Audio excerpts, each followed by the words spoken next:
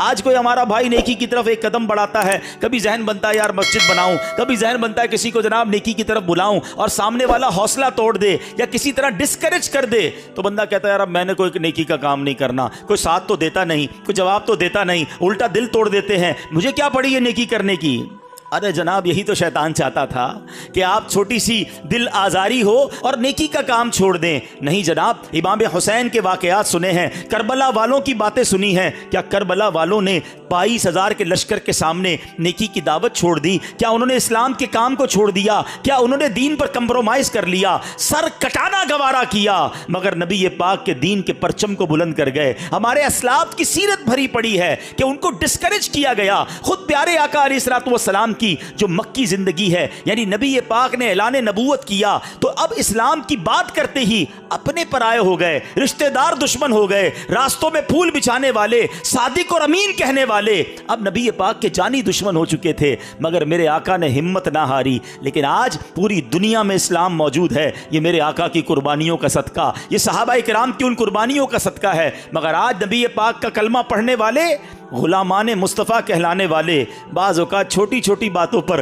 دل توڑ دیتے ہیں۔ نہیں جناب، ہم نے نہیں کرنی نیک کا کام۔ ہم نے دعوت اسلامی والے بھی مجھے سن رہے ہیں، مدنی قافلے میں جاتے ہیں، کوئی دل توڑ دے، بیان کرنے گئے کسی نے ساتھ نہیں دیا، ہم کہتے نہیں بھائی اب نہیں جائیں گے۔ ایسا نہ کیا کرو، شیطان چاہتا یہی تھا کہ تم کسی طرح نیکی کے راستے سے ہٹ جاؤ۔ تو اے پیارے اسلامی بھائیوں، یہ ہسٹری رہی ہے۔ اگر آپ انبیاء کی ہسٹری پڑھیں، آپ صحابہ کی ہسٹری پڑھیں، اولیاء کرام کی ہسٹری پڑھیں، ان کو ریڈ کارپٹ ویلکم نہیں ملا، ان کو بھی بڑی مشکلیں اٹھانی پڑی۔ حضرت خواجہ غریب نواز کو کون نہیں جانتا، مگر جب خواجہ غریب نواز ہندوستان آئے تھے ویلکم نہیں ہوا تھا، پورا ہندوستانی خلاف ہو گیا تھا، پانی بند کرنے کی دھمکی تھی، بیٹھنے نہیں دیتے تھے، مگر خواجہ نے بات جاری رکھی، ہمت نہ چھوڑی۔ اللہ نے کیسی برکت ڈال دی کہ 90 لاکھ غیر مسلم مسلمان ہو گئے۔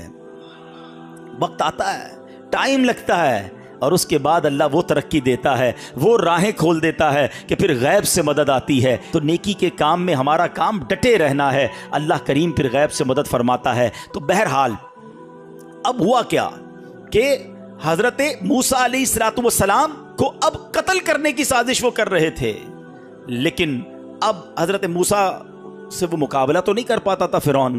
کئی بار ان کو زیر کرنے کی کوشش کی، مگر حضرت موسیٰ علیہ السلام کے پاس زبردست دلائل ہوتے تھے، وہ معجزات دکھاتے تھے، تو فرعونی کہتے یہ تو جادو ہے۔ ایک بار تو فرعون نے کیا کیا، بہت سارے جادوگروں کو جمع کیا کہ یہ لگتا ہے جادو کرتے ہیں، تم ان کا مقابلہ کرو۔ جادوگر آئے، بڑے بڑے انہوں نے اپنے جس کو کہتے ہیں نا شعبدے دکھائے، اپنی رسیاں پھینکی، وہ ساری رسیاں سانپ بن گئی۔ پورا مصر جمع تھا کہ مصر کے بڑے کمال کے جادوگر جن کے نام ہے دنیا میں، اب وہ اپنے جادو دکھائیں گے۔ اب جب وہ رسیاں سانپ بنی اور سانپ ادھر ادھر جانے لگے، ہر طرف خوف پھیل گیا۔ اللہ اکبر! حضرت موسیٰ علیہ السلام نے جب اپنا عصا مبارک زمین پر ڈالا تو وہ بڑا اژدہا بن گیا اور وہ ان تمام سانپوں کو نگل گیا، اور اس معجزے کو دیکھ کر سارے جادوگر سجدے میں گر گئے، سب نے کلمہ پڑھا اور حضرت موسیٰ کے غلام بن گئے۔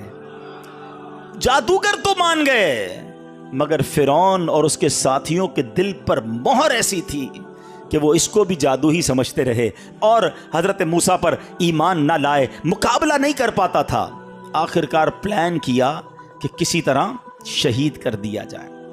اچھا، فرعون نے اس سے پہلے بھی بہت کوشش کی ہے۔ حضرت موسیٰ علیہ السلام کی ہسٹری جو ہے نا، اگر اس کو قرآن سے پڑھے نا، one of the historical history, آپ کے بچپن سے ہی واقعات بڑے کمال کے ہیں۔ آج لوگ کہتے ہیں یار کوئی کمال کی کہانی سناؤ، کوئی عجیب و غریب واقعہ ہونا چاہیے، انٹرسٹنگ اسٹوری سناؤ۔ پرابلم یہی ہے، نہ ہم نے نبیوں کے واقعات پڑھے، نہ ہم نے قرآن کے واقعات پڑھے، حالانکہ ایسے ایسے عجیب و غریب واقعات اور ہسٹوریکل ایونٹ ہوئے ہیں کہ اگر آج ہم بیٹھیں اپنے بچوں کو سنائیں تو عقلیں حیران ہو جاتی ہیں کہ اللہ کریم نے اپنے نبیوں کی زندگی میں کیسے کیسے واقعات ہمیں عطا فرمائے۔ اب ذرا سنیے گا، حضرت موسیٰ علیہ السلام کے بچپن کا واقعہ ہے۔ فرعون نے خواب دیکھا تھا، اور وہ خواب یہ تھا کہ بیت المقدس کی طرف سے ایک آگ آئی ہے اور اس نے مصر کو گھیر لیا ہے اور سارے قبطیوں کو جلا دیا ہے۔ قبطی یہ فرعونی تھے، اور بنی اسرائیل کے لوگوں کو کوئی نقصان نہیں ہوا۔ تو جو اس کے کاہن تھے انہوں نے کہا کہ ہمارا علم بتاتا ہے کہ بنی اسرائیل میں ایک بچہ پیدا ہوگا جو تیری بادشاہی کو زوال لے آئے گا، تجھے تباہ و برباد کر دے گا۔ اب جب فرعون نے یہ تعبیر سنی تو حکم جاری کر دیا کہ بنی اسرائیل میں جو لڑکا پیدا ہو اس کو قتل کر دیا جائے۔ اس ظالم نے کاہنوں کی بات کو مان کر ہزاروں بچوں کو قتل کروا دیا، یعنی جو بچہ پیدا ہوتا اسے مار دیا جاتا۔ تھوڑے دنوں کے بعد اب اس قوم کے اندر ایک وبا پھیلی اور اس قوم کے بوڑھے لوگ بھی مرنے لگے۔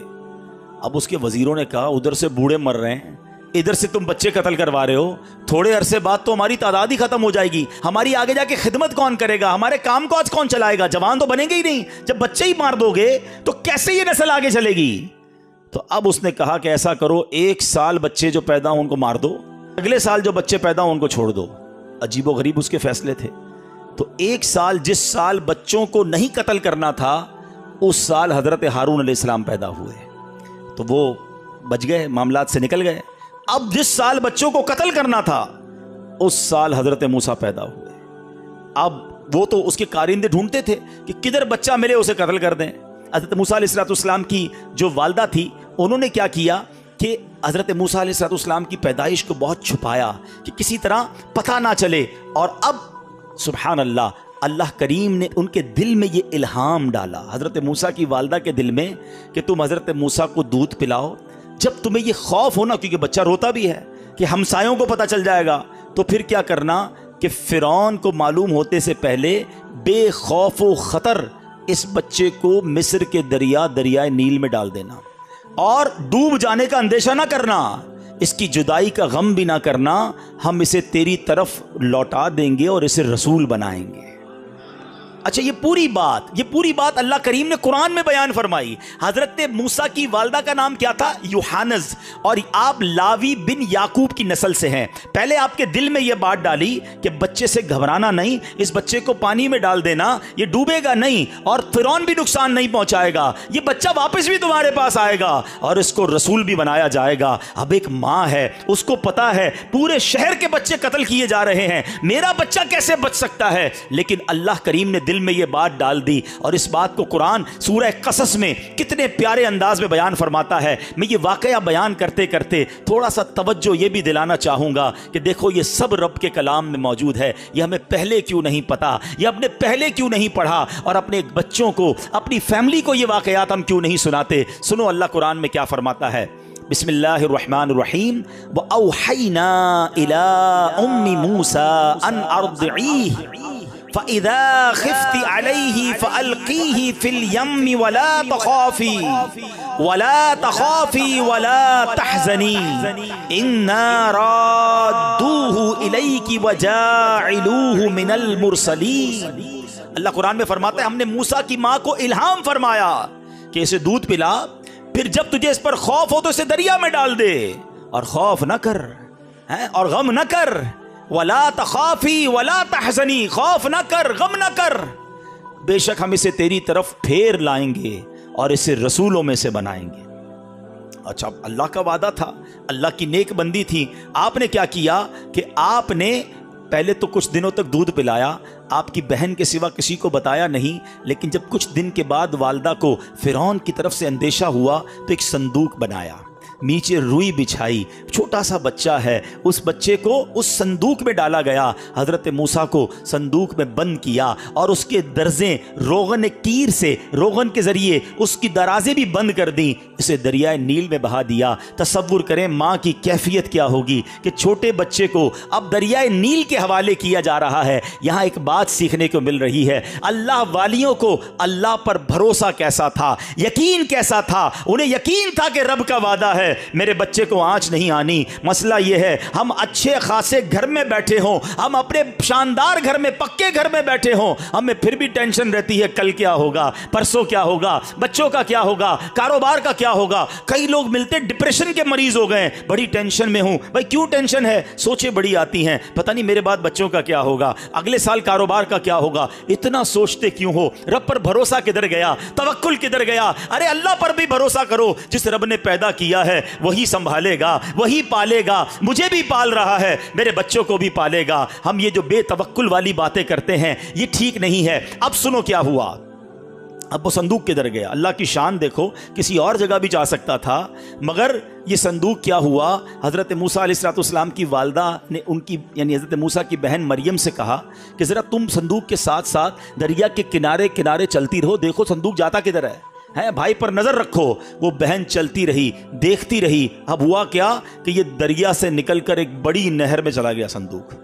اب وہ تیرتے تیرتے تیرتے وہ نہر کہاں جاتی ہے؟ وہ فرعون کے محل کے قریب سے گزرتی تھی۔ حسن اتفاق دیکھیں کہ فرعون اپنی بیوی آسیہ کے ساتھ نہر کے کنارے بیٹھا ہے، نہر میں صندوق دیکھا، غلاموں کو کہا وہ صندوق اٹھا کر لاؤ۔ جس کے کارندوں سے بچانے کے لیے بچے کو پانی میں ڈالا ہے، وہ صندوق اسی ظالم کے ہاتھ میں چلا گیا۔ اب جیسے ہی صندوق کھولا گیا، ایک چاند سا چہرے والا، ایک نورانی چہرے والا بچہ اس صندوق میں ہے، مسکرا رہا ہے، کھلکھلا رہا ہے۔ سبحان اللہ، ایسی وجاہت تھی، آثار ایسے اس کی پیشانی پر تھے۔ حضرت آسیہ کے دل میں تو محبت آئی، فرعون کے دل میں بھی اللہ نے تھوڑی دیر کے لیے محبت ڈال دی۔ فرعون کی قوم نے ورگلایا کہ یہ وہی بچہ نہ ہو جو تمہیں مارنے والا ہے، تم نے خواب دیکھا تھا۔ فرعون کی بیوی کیا کہتی ہے؟ حضرت آسیہ کہتی ہیں یہ بچہ میری اور تیری آنکھوں کی ٹھنڈک بنے گا، اسے قتل نہ کرو، ہو سکتا ہے یہ ہمیں نفع دے، ہم اسے بیٹا بنا لیں۔ فرعون کی بیوی آسیہ بڑی نیک خاتون تھی، انبیاء کی نسل سے تھی، غریبوں اور مسکینوں پر رحم کیا کرتی تھی۔ انہوں نے فرعون سے یہ بھی کہا کہ یہ بچہ تو 1 سال سے بڑا معلوم ہوتا ہے۔ حضرت موسیٰ علیہ السلام کی جو گروتھ تھی نا، وہ بڑی زبردست تھی۔ آپ ابھی 1 سال کے ہوئے نہیں تھے، دکھنے میں آپ 1 سال سے زیادہ کے لگتے تھے۔ تو حضرت آسیہ نے کہا کہ یہ 1 سال سے بڑا معلوم ہوتا ہے، لگتا ہے یہ اس سال پیدا ہوا ہے جس سال تم نے کہا تھا قتل نہیں کرنا ہے۔ اچھا یہ پتہ نہیں پانی میں آ رہا ہے، ہمارے یہاں کا ہو ہی نہ، کسی اور ملک سے آ رہا ہو، ہمیں تو اپنے ملک میں پیدا ہونے والے بچوں سے فکر ہونی چاہیے، یہ کسی اور سرزمین سے آیا ہوگا، لہٰذا تم اسے قتل نہ کرو۔ اللہ کی شان دیکھیں، وہ فرعون جو ہزاروں بچے قتل کروا چکا تھا، حضرت موسیٰ کی تلاش میں حضرت موسیٰ اس کے گھر پہنچ گئے، اس کو قتل نہیں کروایا۔ یہ جو میں جتنی باتیں کر رہا ہوں یہ سب قرآن میں موجود ہیں۔ اب حضرت موسیٰ علیہ السلام کی والدہ نے سنا کہ ان کو پتہ چل گیا، بیٹی نے آ کے بتایا کہ ماں جی، جس شیطان سے، جس ظالم سے بچے کو بچانا تھا، وہ صندوق تو گھومتے گھومتے فرعون کے پاس ہی پہنچ گیا۔ اللہ اکبر! ماں کا دل، ماں کی کیا کیفیت ہوئی ہوگی کہ اللہ نے تو وعدہ فرمایا تھا کہ میرے بچہ نہ ڈوبے گا، اس کی حفاظت ہوگی، یہ میرے پاس واپس بھی آئے گا، یہ بچہ تو چلا ہی ادھر گیا کہ جدھر مجھے بچانا تھا، جس سے ماں بے قرار۔ اللہ اکبر! وہ کہتی ہے کہ میں جا کر کہہ دیتی ہوں فرعون کے دربار میں، یہ میرا ہی بیٹا ہے، کیوں میرے بیٹے کو تم نے لیا ہے؟ اب پھر اللہ نے دل میں الہام پیدا فرمایا، پھر انہیں الہام کیا گیا کہ وعدے پر یقین رکھو، بچہ تمہیں لوٹایا جائے گا۔ It's amazing! یقین کریں، آپ جب یہ واقعہ پڑھتے ہیں نا، اللہ کی قدرت کا وہ شاہکار واقعہ ہے، ایمان تازہ ہوتا ہے، رونگٹے کھڑے ہو جاتے ہیں جب قرآن کی آیتوں کو پڑھیں۔ اللہ پھر فرما رہا ہے وعدے پر یقین رکھنا، تمہیں بچہ واپس لوٹایا جائے گا، ہم تمہیں واپس لوٹائیں گے۔ اللہ قرآن میں کیا فرماتا ہے؟ وَأَصْبَحَ فُؤَادُ أُمِّ مُوسَىٰ فَارِغًا إِن كَادَتْ لَتُبْدِي بِهِ لَوْلَا أَن رَّبَطْنَا عَلَىٰ قَلْبِهَا لِتَكُونَ مِنَ الْمُؤْمِنِينَ۔ اللہ قرآن میں فرماتا ہے اور صبح کے وقت موسیٰ کی ماں کا دل بے قرار ہو گیا، بے شک قریب تھا کہ وہ اسے ظاہر کر دیتی، ماں دوڑتی بھی جاتی اور محل میں اعلان کرتی میرا بچہ ہے، کیوں اسے لے لیا ہے؟ مگر اللہ فرماتا ہے اگر ہم اس کے دل کو مضبوط نہ کرتے کہ وہ ہمارے وعدے پر یقین رکھنے والوں میں سے رہے۔ اب کیا ہوا؟ اب اللہ تعالیٰ نے اپنی قدرت سے حضرت موسیٰ علیہ السلام کو یہ روک دیا کہ وہ کسی عورت کا دودھ نہ پئیں۔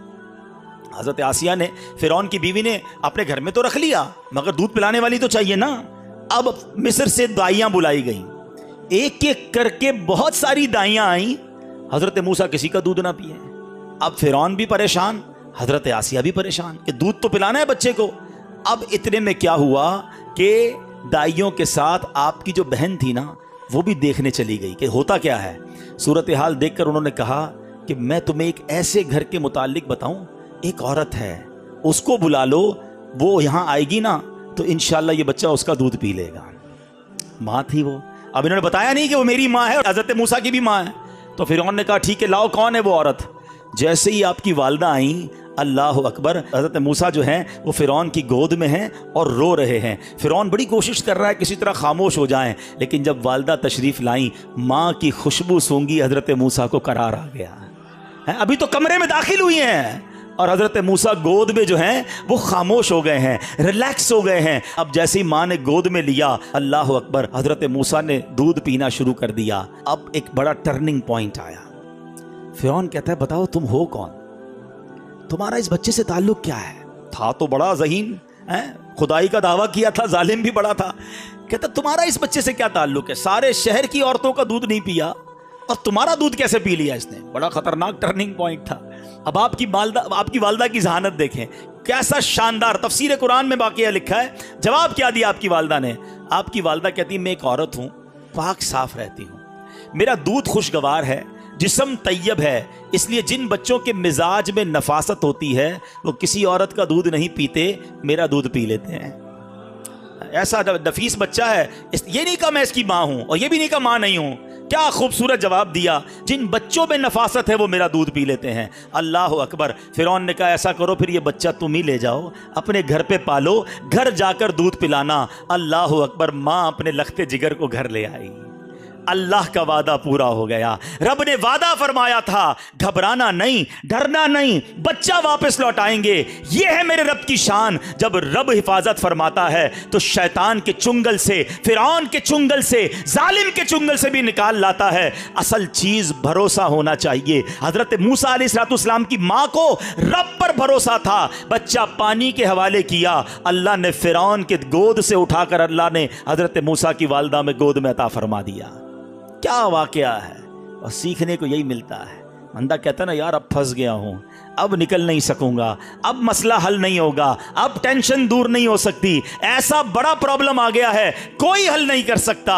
نہیں میرے پیارے اسلامی بھائیوں, مایوسی کی باتیں نہ کیا کرو, ٹینشن میں نہ آیا کرو, اللہ پر بھروسہ رکھو. آج میں آپ کو ایک وظیفہ بھی بتاؤں گا. آج جو میں نے واقعہ شروع کیا ہے حضرت جزعیل کا, اس واقعے کو سننا, اللہ کی قسم اللہ نے قرآن میں ہی ہمیں ایک وظیفہ دے دیا ہے اور وہ کمال کا وظیفہ ہے. اگر میرا کوئی بھائی یہاں ٹینشن میں بیٹھا ہے, کاروباری پرابلم ہے, فیملی پرابلم ہے, بیماری کا مسئلہ ہے, what ever calamity and problem you have, آج غور سے سنو. ایک تو اس واقعے سے سبق لے لو کہ اللہ چاہے تو کیا کچھ کر سکتا ہے. ان اللہ علی کل شیء قدیر. میرے رب نے اپنی قدرت کا نظارہ دکھایا. ماں سے کیا ہوا جو وعدہ تھا, ماں کو وہ بچہ واپس عطا فرمایا. اب کیا ہوا, حضرت موسیٰ روز ماں کا دودھ پیتے تھے اور ماں حضرت موسیٰ کو دودھ پلانے کے لیے فرعون معاوضہ بھی دیتا تھا.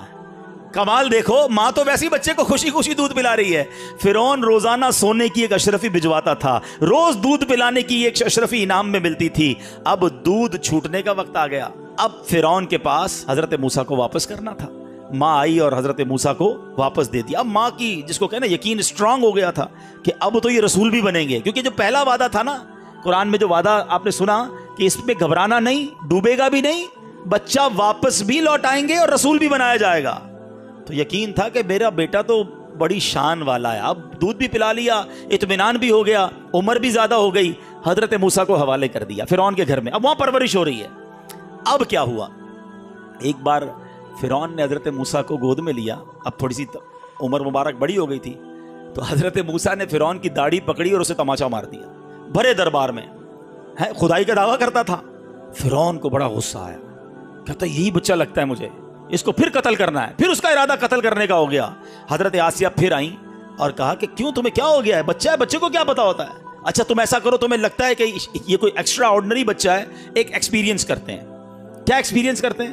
اب ایکسپیرینس یہ ہوا کہ ایک تھال لایا گیا, اس میں ایک آگ کا انگارہ رکھا گیا اور ایک طرف یاقوت موتی رکھا گیا, اور اب دیکھا, یہ بتانا تھا کہ دیکھو یہ کیا اٹھاتا ہے. اگر یہ نارمل بچہ ہے تو انگارے کو اٹھا لے گا, اور اگر واقعی بڑا ہوشیار اور ایکسٹرا آرڈنری کوئی چیز ہے تو یہ موتی کی طرف ہاتھ اٹھائے گا.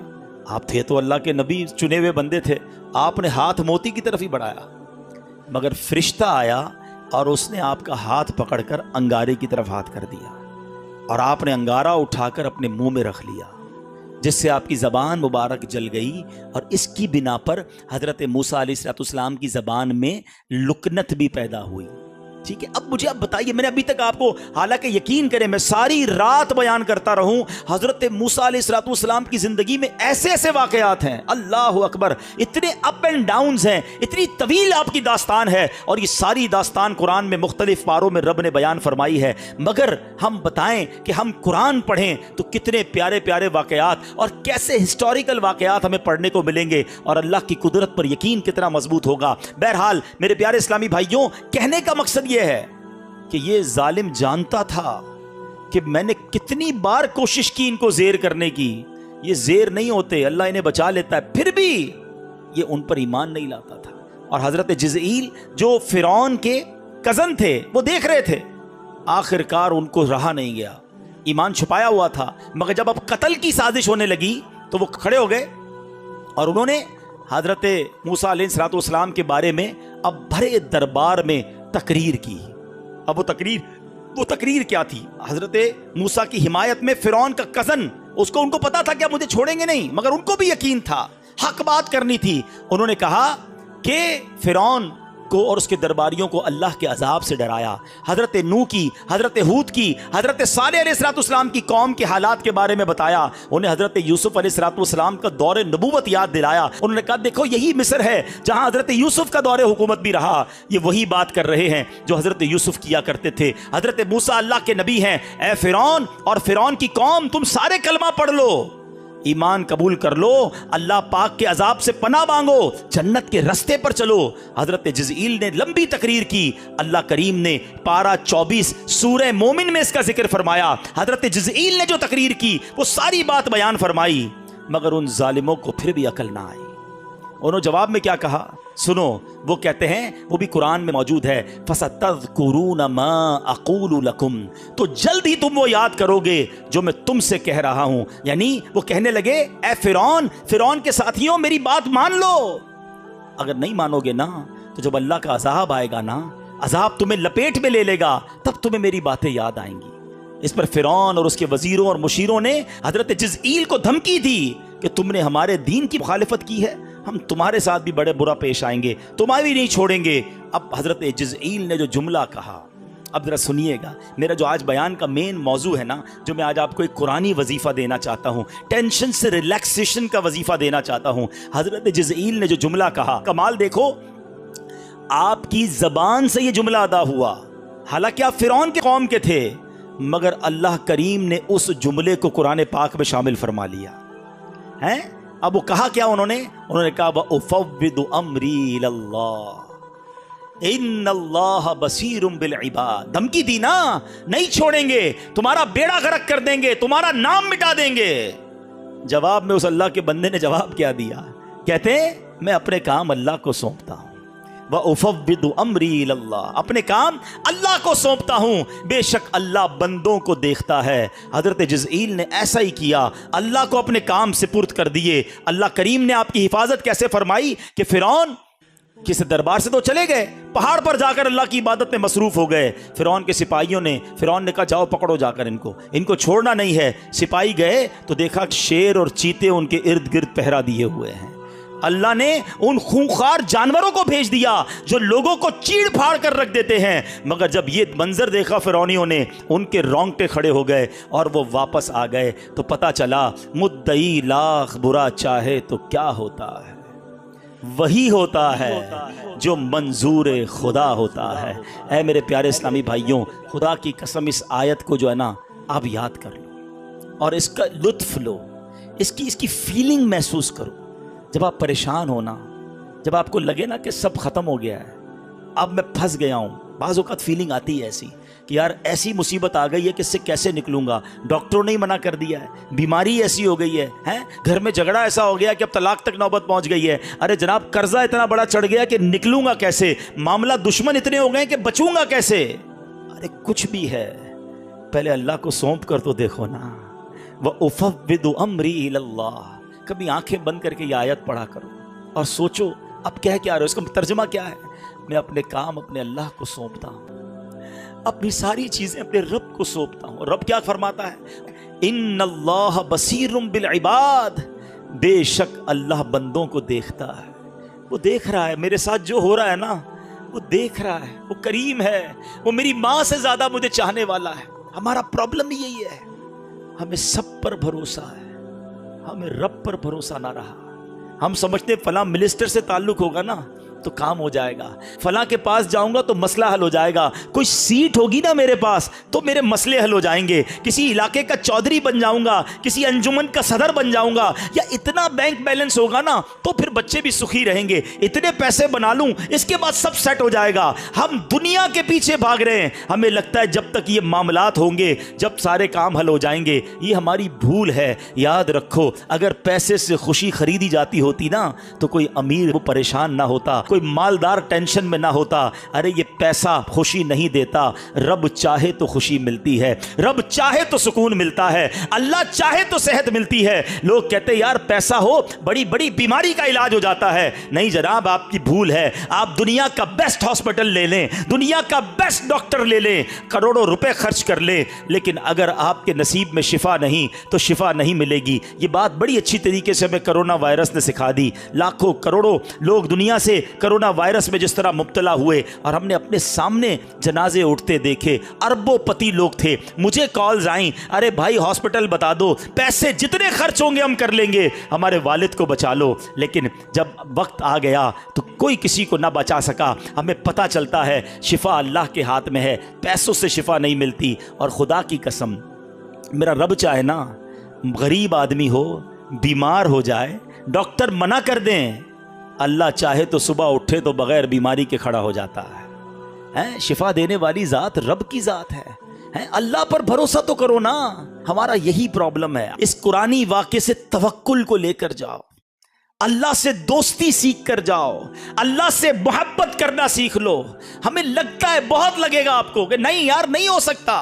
میں آپ کو ایک ایگزامپل کے ذریعے بات سمجھاتا ہوں.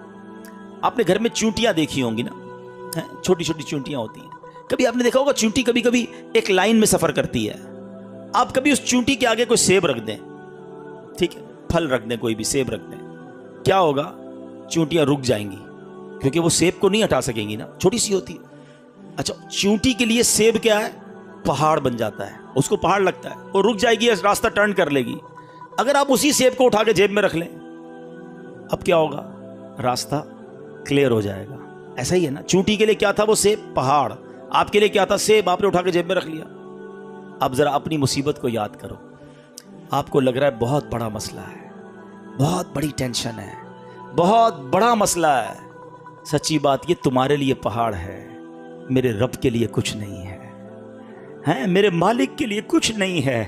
اس نے کن کہنا ہے, فیکون ہو جانا ہے. ارے مجھے اور آپ کو لگتا ہے میں نہیں نکل سکتا, میرے رب نے اشارہ فرمانا ہے, رب نے رحمت کی نگاہ فرمانی ہے اور مسئلے حل ہو جانے ہیں. پکارو تو صحیح اسے دل سے, عرض تو کرو اس کی بارگاہ میں. وَأُفَوِّضُ أَمْرِي إِلَى اللَّهِ, اے اللہ میں اپنے سارے کام تجھے سونپتا ہوں. میں تھک گیا, میں ہار مانتا ہوں, میں کچھ بھی نہیں ہوں. مالک میں نے بڑی کوشش کر لی, میں نے بڑے راستے نکال لیے, میری اوقات کچھ نہیں, سب تیرے ہاتھ میں ہے. اے کریم, اب تو چاہے گا تو میری مشکل حل ہونی ہے. کبھی اکیلے میں آنکھیں بند کر کے اللہ کی رحمت کا تصور جما کر کبھی اپنے مالک کی بارگاہ میں عرض کرنا, وَأُفَوِّضُ أَمْرِي إِلَى اللَّهِ, اے اللہ میں اپنے سارے کام تجھے سونپتا ہوں. إِنَّ اللَّهَ بَصِيرٌ بِالْعِبَادِ, اے اللہ تو دیکھ رہا ہے تیرا بندہ کس حال میں ہے, تیرا بندہ کس تکلیف میں ہے, تیرا بندہ کس بے قراری میں ہے. مجھے ایک بات کا جواب دیجئے, کبھی زندگی میں ایسا ہوا ہوگا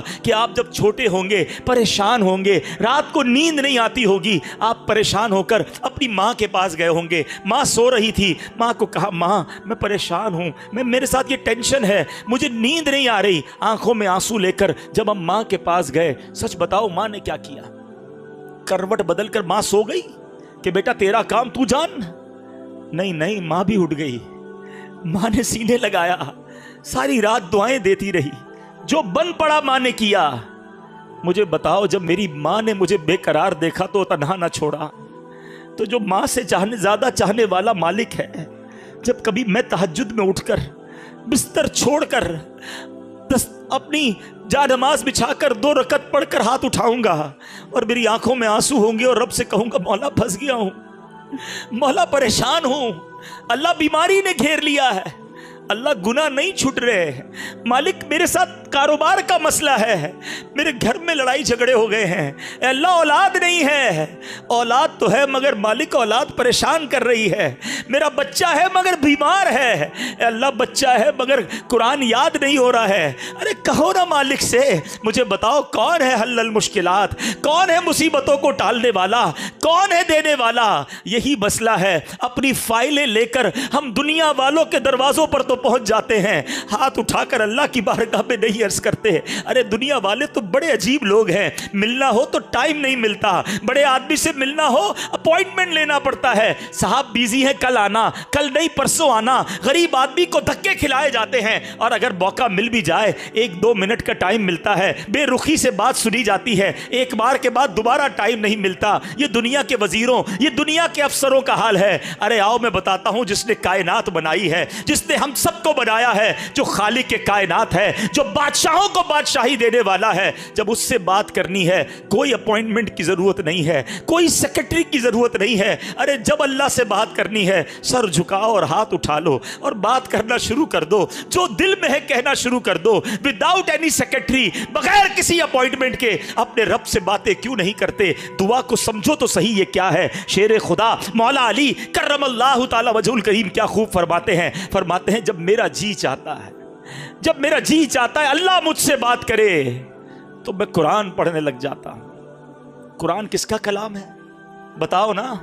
کلام اللہ ہے، پڑھو نا قرآن۔ اللہ تم سے خطاب فرما رہا ہے، اللہ تم سے کلام کرتا ہے۔ کہتے جب میرا جی چاہتا ہے اللہ مجھ سے بات کرے میں قرآن پڑھنے لگ جاتا ہوں، اور جب میرا جی چاہتا ہے میں اللہ سے بات کروں میں دعا کرنے لگ جاتا ہوں۔ کیوں نہیں کرتے اللہ کی بارگاہ میں باتیں؟ ہے ادھر نماز پڑھنے کا ٹائم نہیں ہے، نماز پڑھ لی تو دعا کرنے کا ٹائم نہیں ہے۔ ارے کب ایسا ہوا کہ میں ہوں اور اللہ کی ذات ہو، اکیلے میں رب سے باتیں کر رہا ہوں، دل کھول کے اللہ کو اپنے غم سنا رہا ہوں، اپنی مصیبتیں بتا رہا ہوں؟ کبھی ایسا کر کے دیکھنا، اور جب ایسی کیفیت بن جائے نا تو یہ آیت پڑھنا، اے اللہ تو نے اس فرعون کی قوم کے بندے پر بھی رحم کیا تھا، سب پر عذاب نازل ہوا تھا، حضرت جزئیل کو اس عذاب سے تو نے بچایا تھا، فرعونیوں کی اس لشکر سے بھی تو نے ان کی حفاظت کی تھی جنہوں نے یہ کہا تھا وَأُفَوِّضُ أَمْرِي إِلَى اللَّهِ، میں اپنے کام اللہ کے سپرد کرتا ہوں، سارے کام اللہ کو سونپتا ہوں۔ إِنَّ اللَّهَ بَصِيرٌ بِالْعِبَادِ۔ پھر دیکھو آپ کے دل کو ڈھارس مل